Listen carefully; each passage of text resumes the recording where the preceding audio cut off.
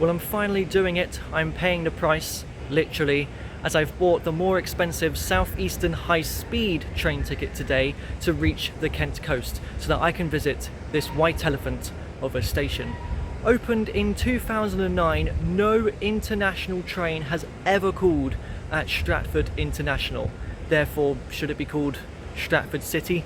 Eurostar felt it wasn't worth the time stopping so early on after leaving St Pancras, so they never stopped here.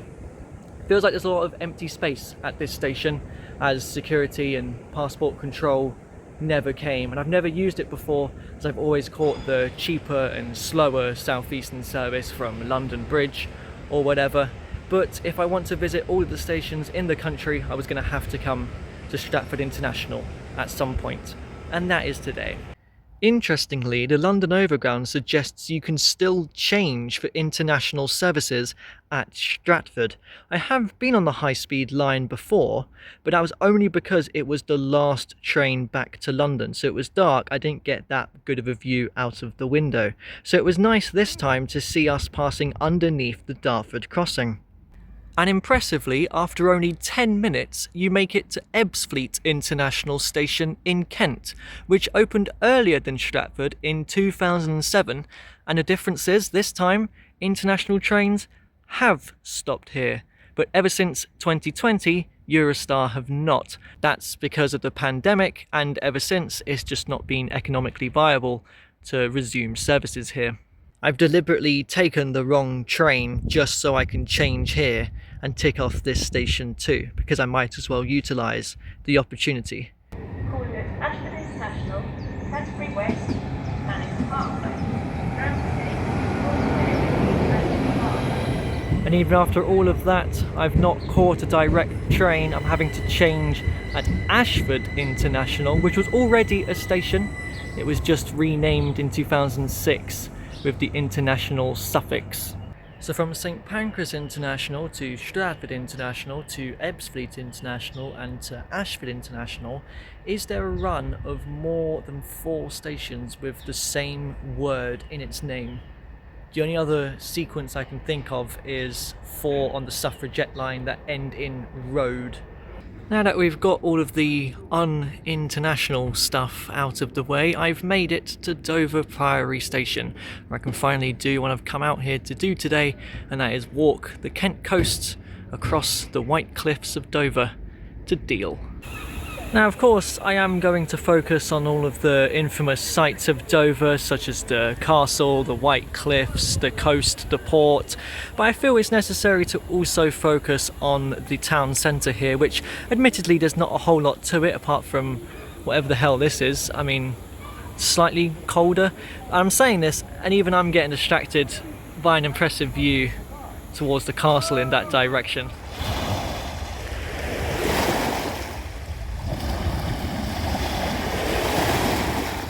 So I have come to Dover once before, about 6 years ago in 2019. I mainly focused on exploring the castle, which is up there behind the Premier Inn. I did go to walk up the White Cliffs as well, over to the gift shop, and I've wanted to come back ever since to continue beyond it and walk all the way along the coast. I'm really looking forward to today's walk.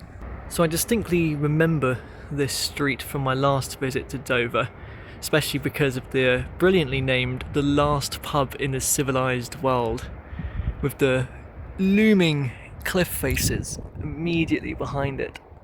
It's here right beside the port where I start my ascent up onto the White Cliffs of Dover. Well, it seems like the port is all working well today.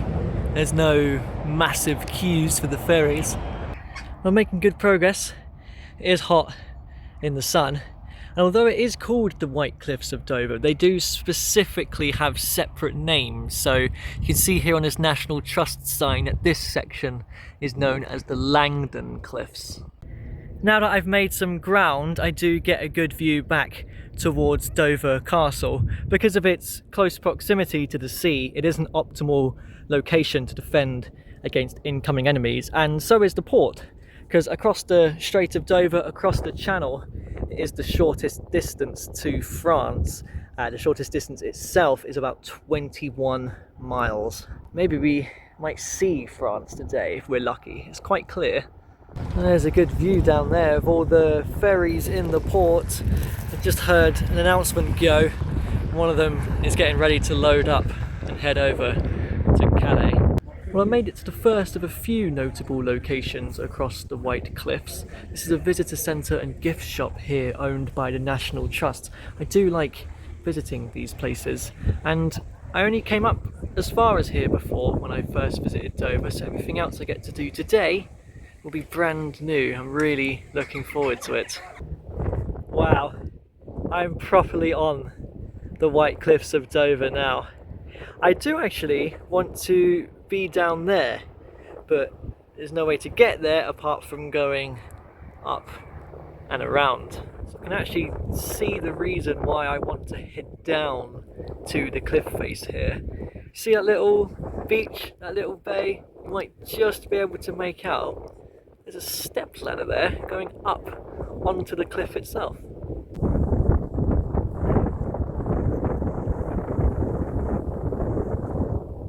Langdon Cliffs to Langdon Hole. Okay, I found it. I've taken a slightly overgrown and steep path to get here, but this is the Langdon Stairs. So I'm gonna have to go all the way down on a zigzag path, up and down, scaling this cliff to get down to that bay. This might take a while.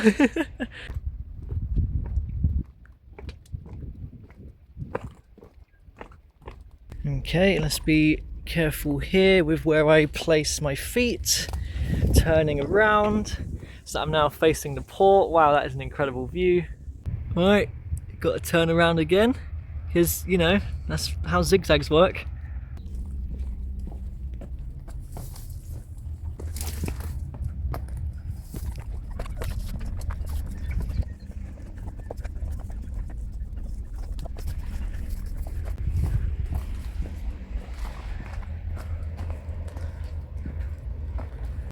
You can make out where the other paths are because of the barriers and the chalk face, but I've almost made it. Oh wow, I've actually got to cut through the cliff itself to reach the bay down there. What does this say? Langdon Bay Tunnel. This passage was excavated in 2019 to restore public access to Langdon Beach. Ah, this might not have even existed when I first came to Dover. Oh, this is very cool. It's nice and genuinely, it's nice and cool. Get to be out of the sun for a little bit. Oh, how dark is it going to be around here? Oh, okay, no, I can see the end. There's a light at the end of the tunnel. I did not expect this. This is a very pleasant surprise. Makes it worth coming all the way down here now. Ooh, what's this? Proposed searchlight emplacements. Oh, okay. Random little graphic. Ooh. Right, where's the, is this the stepladder? Oh my lord, okay. Guess I've got to do that.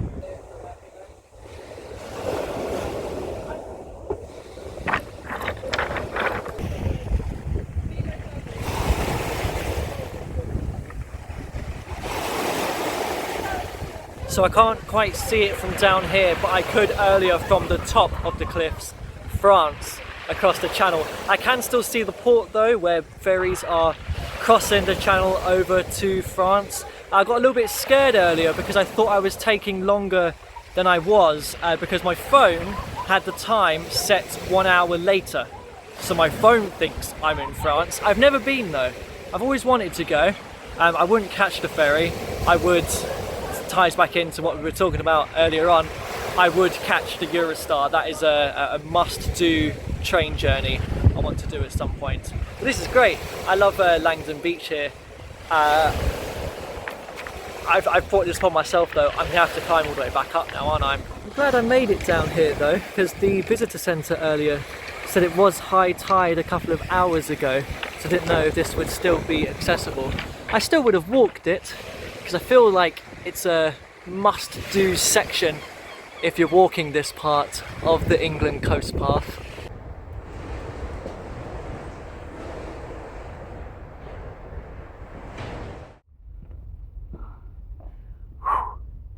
That was hard work. I'm technically not even at the top yet. Langdon Bay. Now that I've made it to the top, you can see the bay, the beach I was on down there, and a ridge of land in the distance, which has to be France. The collection of National Trust signs really is growing today, because you've got one here for Harbour Field, and then just over from it, one for Cornhill. We just keep coming, because now we've got Fan Bay. It's here at Fan Bay where there is a World War II deep level shelter, which is opened up for tours. Found an information board which has a great image inside of the shelter and also the sketched layout of it. I can also just about see a sound mirror down there. I've never come across one of them before. I wanted to go and see it, but it's quite steep. This was a very early use of detecting enemy aircraft, as the sound waves would carry and reflect off of the curved design of the sound mirror. I know that there's other sound mirrors to see along the coast back in Folkestone, which I'll hopefully see one day. For now, I'm just going to continue alongside a rather delightful meadow here. And the next National Trust sign is for South Foreland, which means it's at this point where it is the shortest distance between England and France at about 21 miles. And there is a South Foreland lighthouse here, which is Victorian and dates from 1840, but there has at least been a lighthouse on this site since 1630. And speaking of France, my phone is still 1 hour ahead. I think this sort of starts to mark the end of the White Cliffs of Dover. Beyond this point, I believe I should be descending. I'm going to take a guess that maybe this will be our last National Trust sign. Lighthouse down. Okay, so there is still a section of the White Cliffs to go, but I do have to descend before I presumably climb up it again, and it is becoming much more urban. We've re-entered civilization. Loads of people live here. So I've descended right down the cliffs to a beach called St. Margaret's Bay. Beautiful spot to take a lunch break, but this does mean now I've got to climb up to the next little section of cliff. It's just like the zigzag path from earlier, but this one is much more manageable to walk up. That was a long old climb, but you get a great lookout over St. Margaret's Bay. I was just down there. It does look like this lookout was an old war defence lookout of some kind. Ooh, it kind of looks like it's been caved in a little bit. Well, I guess because we've got another section of cliff to walk, the bet is wrong. There is another National Trust sign, the Lees. At the Dover Patrol Memorial, they just keep coming. Here's another one for Bock Hill Farm. I guess there was a lot more cliff walking today than I was anticipating. And it's funny because as soon as you leave the main part of the White Cliffs of Dover by the lighthouse, I've hardly seen that many people walking at all. Whereas back there were loads. It's been quite windy on this part because we're high up, and you've got the flat sea over there and the rolling hills of the countryside over there, so I've been quite exposed, but it's been stunning, just an absolutely stunning cliff top walk. But it looks like I'm finally starting to descend a bit now for a much more simpler coastside walk, as it's just going to be the beach. Wow, this one's hidden away in the corner amongst all the shrubbery. Kingsdown Lees. Surely this is the last one now, right? Well, the cliffs are definitely almost at an end, as all of a sudden the beach is in sight, but not just that. The end of the walk, I can see the pier at Deal jutting out into the water. I guess that means the White Cliffs of Dover is complete, or at least from Dover. There's more on the other side of the town towards Folkestone. That would be a good coast walk one day. But now it's all the way along the beach to Deal.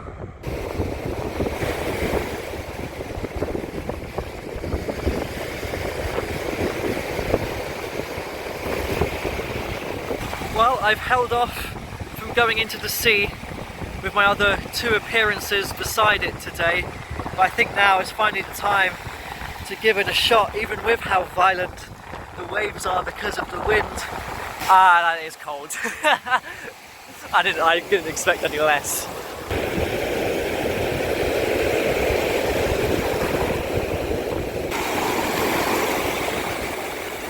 Okay, alright, I think I've had enough. Time to get out.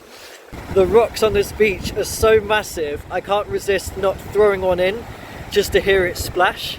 But I also might not be able to hear it splash over the waves. We'll give it a go.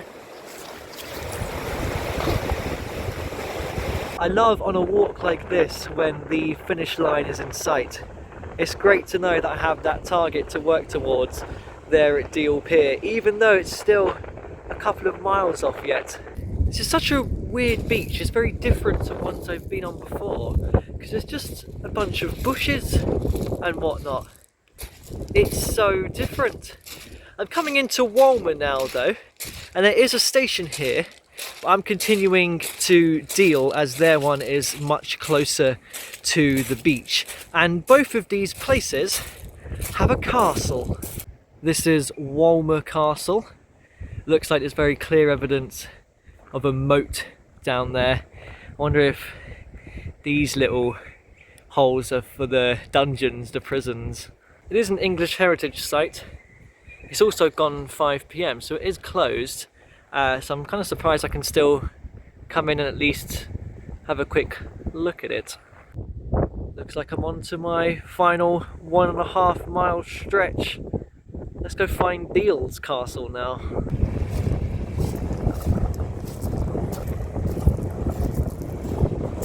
And this is Deal's castle. It's made up of many different rotundas. I like the shrubbery growing on it. These were both built by King Henry VIII in 1539 and 1540. They're very, very old. Oh, it's so windy. I just realised something, by the way.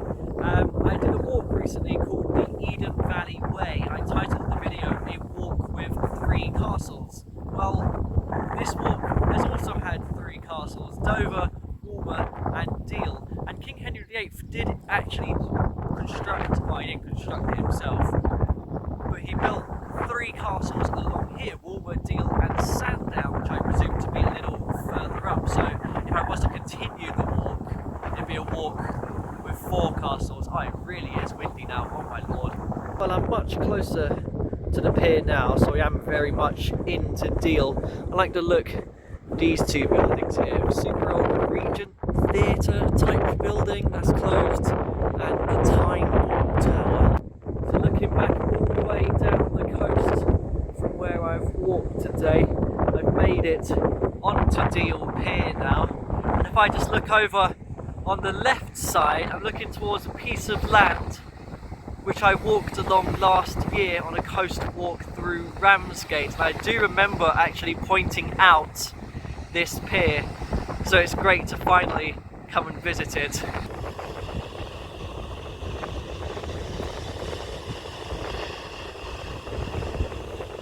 I've made it to Deal station just as the sun is about to set. This initially opened as a terminus station in 1847 with a single platform, and there was a siding on the side, obviously.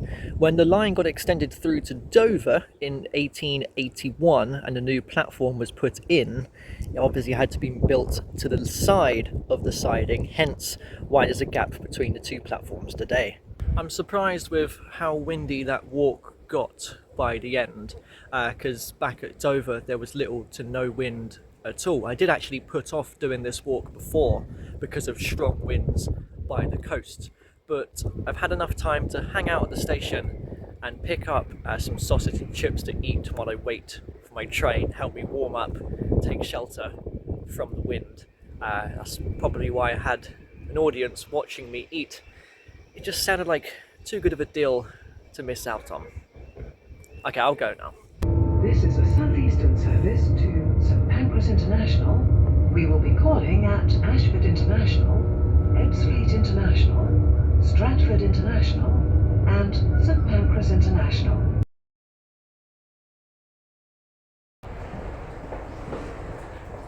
Emerging from the darkness.